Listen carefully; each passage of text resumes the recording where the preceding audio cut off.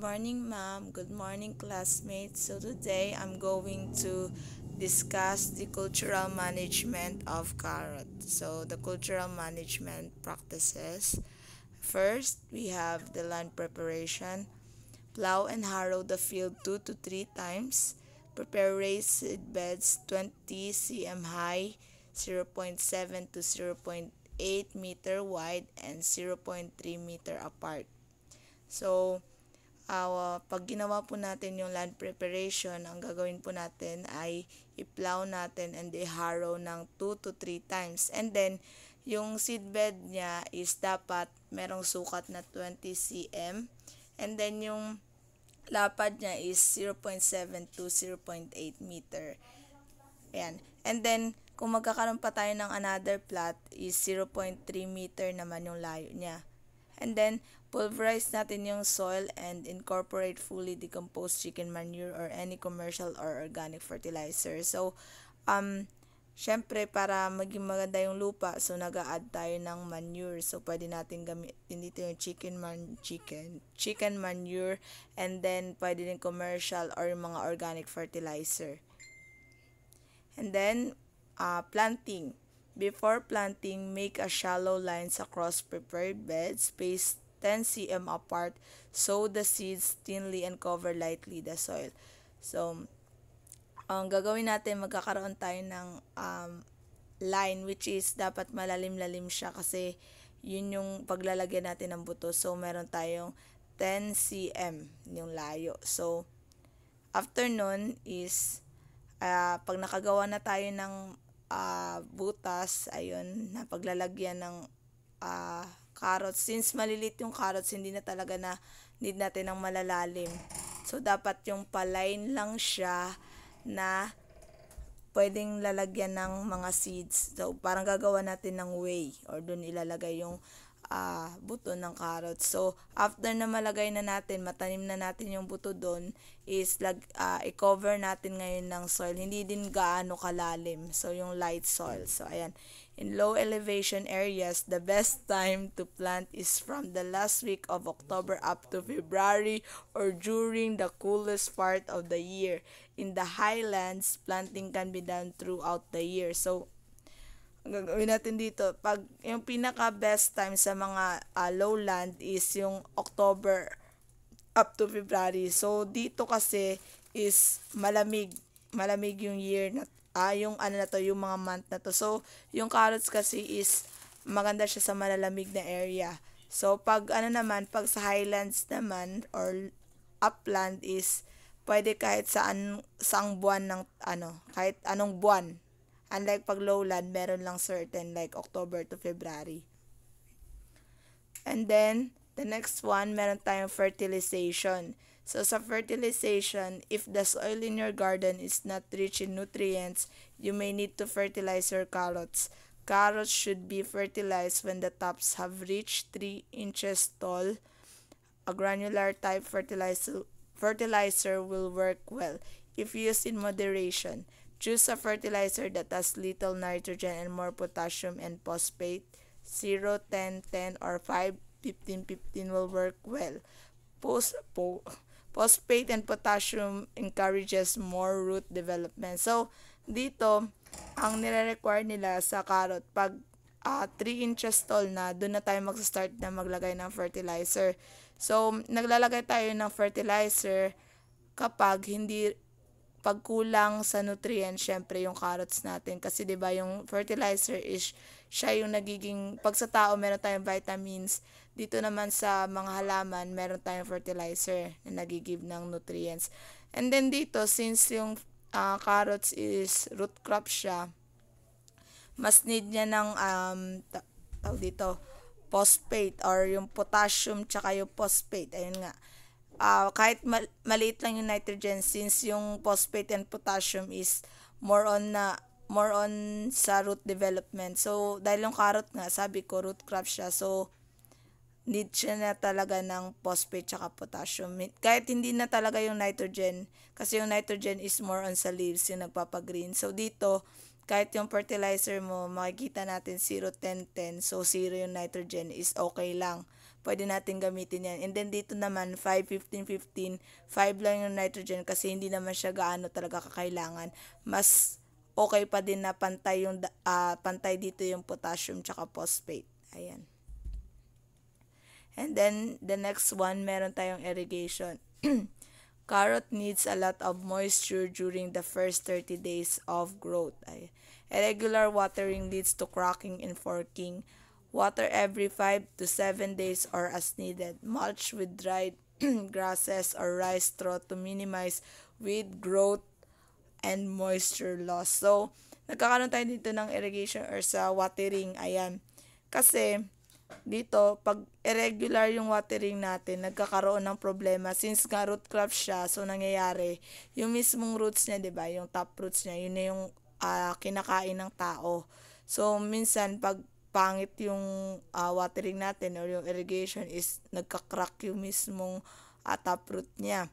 And then, yung iba naman, forking, which is hindi siya marketable kasi 'di ba yung ang pangit, parang ang dami. Kung nakikita niyo yung fork, 'di ba nakikita niyo maraming mga patusok-tusok. So ganun din nangyari. Kung ano itsura ng fork, nagiging ganun talaga din yung yung tinidor, nagiging ganun din yung itsura ng carrots. Pero kung makikita natin sa market, 'di ba, hindi naman ganun talaga yung mga tinitinda. Yung tinitinda lang talaga yung perfect carrots talaga, yung cylindrical siya. Pero hindi yung may mga pasobra-sobra na parang tinidor. So, water every 5 to 7 days kung kinakailangan talaga. And then, mulch yung carrots with dried grasses or rice straw. So, para ma-maintain natin yung moisture. Kasi 'di ba pag too much yung heat is nawawala yung moisture content doon. So, kailangan natin mag-mulch kasi since yung root crops nga yung carrots, so need na mas maganda yung soil na o yung moisture ng soil. The next one, meron tayong weeding. Herbicides such as Lenoron may be used sprayed just after sowing to control broadleaf weeds. Subsequent hand weeding is done in time with thinning and healing up. So dito sa weeding, meron tayong mga synthetic pesticides or herbicides. So ito meron nga ditong Lenoron, ayan, sa mas magandang ginagamit sa mga weeds. And then ginagamit siya sa broadleaf weeds. Pwede natin siyang spray. So marami pang iba, meron din naman na mga botanicals na pwede dyan siguro, pero yun talaga mabisa yung mga herbicides nga, yung mga synthetic. Pero dahil pwede rin naman natin, kung konti lang naman talaga yung damo, is kung kaya naman, pwede natin siya magdamo o magdamo tayo manually gamit yung mga kamay natin. So, meron dito yung thinning, yung pagtanggal nga nung mga excess, ayan, para matamaan ng araw, gumanda yung tubo, and then healing up after. Ganun yung ginagawa sa weeding. So, ito meron tayong thinning and healing up. Thinning is done to provide enough space to the growing roots. Katulad nga ng sinabi ko kanina, tinatanggal dito yung mga excess. So, kung siksikan, so kailangan mo bawasan para magkaroon ng enough space. At hindi siya magkasiksikan, lalong-lalo na root crop siya. Kailangan niya talaga ng space. Start thinning at 30 days after sowing. So, kailan? 30 days. Kailangan mo mag-mark talaga sa calendar mo para matandaan mo kung ilang araw na, kasi after 30 days, pwede na mag-start ng thinning. At a space of 10 cm between plants. So, mahalaga din na tandaan natin kung yung planting distance, no, kung gaano kalayo sa yung carrot sa isa't isa para matansya natin kung ilan yung dapat natin tanggalin. So, ito yung required na planting distance ng carrot, 10 cm between plants. After natin mag-thinning, syempre, meron tayong heal up immediately after thinning to cover the growing roots, control weeds, and cover the side dress fertilizer. Second weeding and healing is done 45 days after the first weeding. So, sabi dito nga kanina, after ng syempre after mo magtining, magtanggal, need mo na mag-heal up or tambakan yung o cover yung mga roots nung tawag dito, carrots, since root crops nga siya. And then after mo ng meron ding count yung weeding. So after mo mag-weeding ng unang weeding mo, yung second weeding mo is after 45 days naman nung first weeding mo. Ayan. And then meron tayong pest and disease management. Carrot is generally tolerant to pests and diseases, making it easy to grow organically. However, there are also a number of pest and disease problems such as mga cutworm, armyworm, mole cricket, slugs, and aphids. So dito, sabi nga, yung carrot naman is tolerant siya sa pests and diseases. Hindi talaga siya yung mostly kinakapitan ng mga pests and diseases unlike sa ibang mga crops.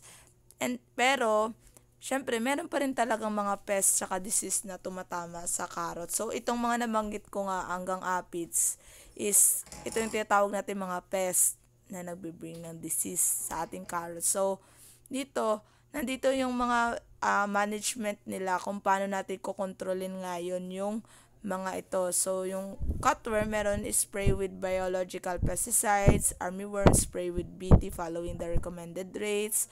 Sa mole cricket, use biological sprays such as BT and NPV.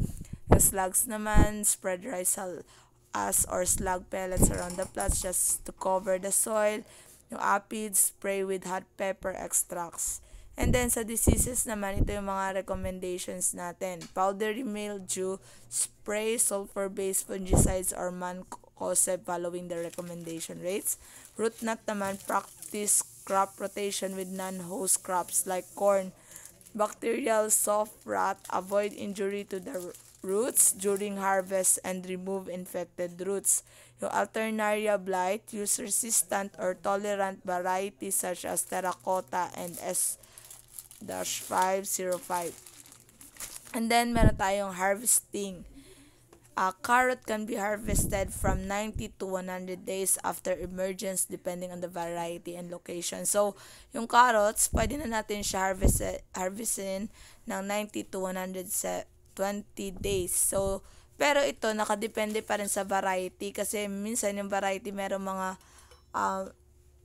tawag dito, easy to mature. Meron naman na matagal mag-mature. So, nakadepende talaga sa variety din kasi baka mamaya, yung isa, mga 80 days pwede na. Pero, ito talaga yung commonly, yung 90 to 120 days. Loosen the soil using a spading fork to pull the carrot roots carefully. So, meron tayong ginagamit spading fork. So, dapat dahan-dahan natin itong i-pull or hilahin yung carrot roots kasi syempre madikit dun siya sa lupa. May chance na maputol siya or pumangit kasi naputol siya. Kailangan maganda yung carrots, diba? And then, kasi sa market kung makikita nyo, magaganda yung carrots, hindi yung mga putol-putol. So, hold the roots to the packing house immediately after harvest. So, ayan. Post-harvest handling, cut the leaves 5 to 8 cm from the shoulder. Wash the roots and air dry.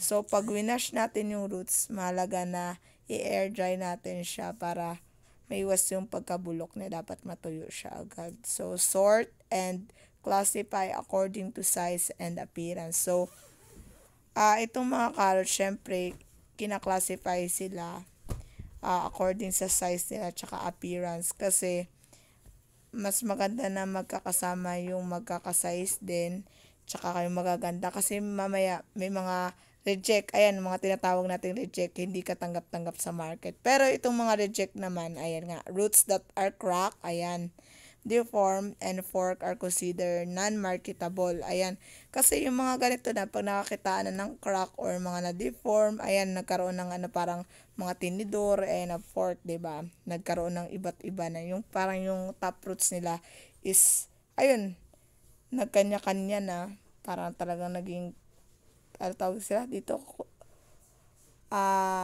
tinidor, ayan, is hindi na talaga siya na ma-market pero itong mga to is pwede pa rin na nating lutuin or ma-process. Ayan, kasi nakakain pa rin naman yun. Wala pa naman na nagbago sa lasa nila, nga lang yung appearance nga nila is hindi na talaga marketable. So, ayun lamang po. So, thank you po sa pakikinig. So, no, I hope na marami kayong natutunan about sa carrot, sa cultural management ng carrot. So, ayun lamang po.